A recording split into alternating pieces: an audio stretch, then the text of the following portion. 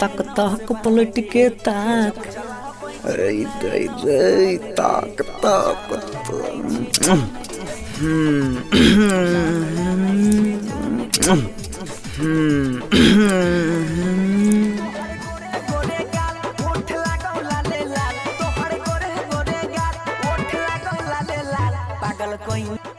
की रे छौड़ा, तोरा देखे छियो रोज हमरा आगे पीछे घूमे छी, की इरादा छो तोहर रे?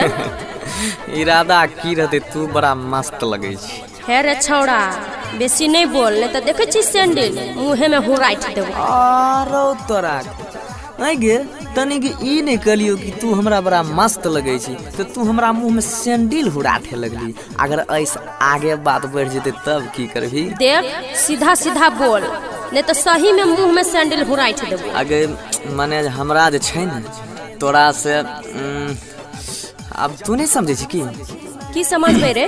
तोहर बोले के मतलब की छो, बोल ना खोल के। माने हमरा छै तोरा से प्यार भए गेल, बुझली? I love you.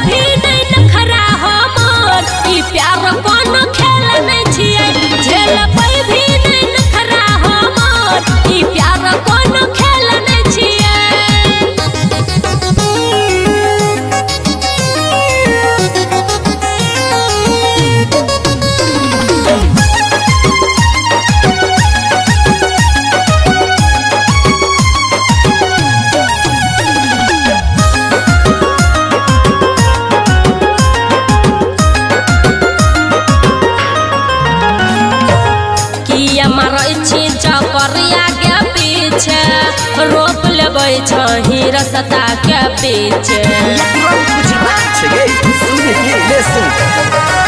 जब से कइले ई नहीं ना सेवा लगे, तोरे ही नाम से दिलवा धर के हमार गे। यार पूजा मने कोनो जेल नहीं छिया, बुझली गे? झेल पे भी नहीं नखरा हमर, ई प्यार कोनो खेल नहीं छिए। झेल पे भी नहीं नखरा हमर, ई प्यार कोनो खेल नहीं छिए।